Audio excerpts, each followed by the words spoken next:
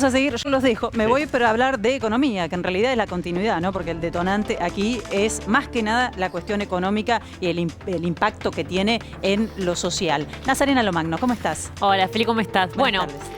antes de la carta le era explicar el presupuesto, ahora claramente. Sí, claro, que lo menciona en la nota, ¿no? Hay que sentarse a discutir el presupuesto. Exactamente, bueno, cambia, pero de raíz la interpretación que se puede hacer de esta hoja de ruta que se espera para 2022, porque, a ver, hay que aclarar que estos números, Sí. antes de ser definitivamente enviados al Congreso de la Nación, fueron levemente modificados, ¿sí? En líneas generales, el presupuesto, después del resultado de las PASO, fue en algunos puntos cambiado. Pero ahora, viendo también la carta de la vicepresidenta, Sí. veremos si igualmente estos números, estos son más indicaciones macroeconómicas, pero sí los números de las partidas, ¿no? Del presupuesto, para Sí. luego ejecutar en las distintas áreas, ¿será suficiente o no? Bueno, empezamos al principio repasando cuáles son las principales estimaciones, Que, ¿no? Las variables. de hecho, que ayer más nos preguntamos si importan. habrá presentado o se presentó a última hora el presupuesto, ¿no? Porque 12 era y media. el último día, claro. Sí, imagínate los periodistas que tratamos este tema, cómo Sí. estábamos. Pero bueno, vamos con el primer punto, uno de los más importantes, uno de los que más aquejan hoy en día, tiene que ver con la inflación. Se espera una inflación del 33% para fines de 2022. Para este año, estimaciones privadas más o menos coinciden con estimaciones oficiales que hablan de un 45%. Bueno, el 2020 lo terminamos con una inflación del 36%, este año poneles 45-48% y ya después en 2022 descendería a un 33%. Otra variable muy importante, ¿qué pasa con el dólar oficial? Claramente sin contar los impuestos. Bueno, para fin de año cree el gobierno que estaría en los 131 pesos. Se cree que ahora en 2021 cerrará en 102, 103 pesos. Bueno, no será demasiado el aumento a comparación de la inflación, ¿no? La idea es que siga creciendo unos puntitos por detrás de la inflación, al igual que se viene manteniendo este año la misma política de devaluación lenta que corre detrás. También tenemos al crecimiento. ¿Cuánto se cree que va a crecer la economía argentina durante el año que viene? Lo tenemos ahí abajo, fíjate, el Producto Bruto Interno un 4%, se estima que para este año, para fines de 2021, crezca un 8%. Recordemos, Feli, que el peor decrecimiento que tuvimos en 2020 a causa de la pandemia fue casi una caída del PBI del 10%. Claro.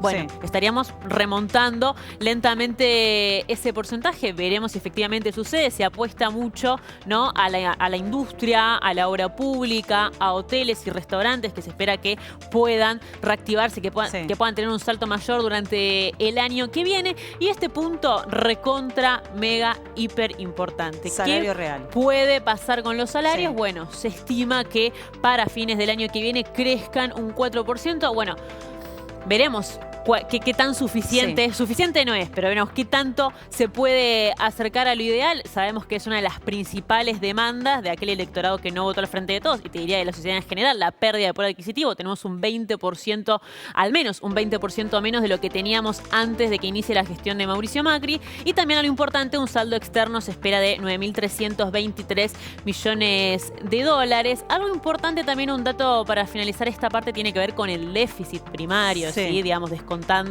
lo que serían los pagos de deuda, que se estima que esté un poquito por encima del 3%. Es incluso un poco menos de lo que se espera este año, ¿sí?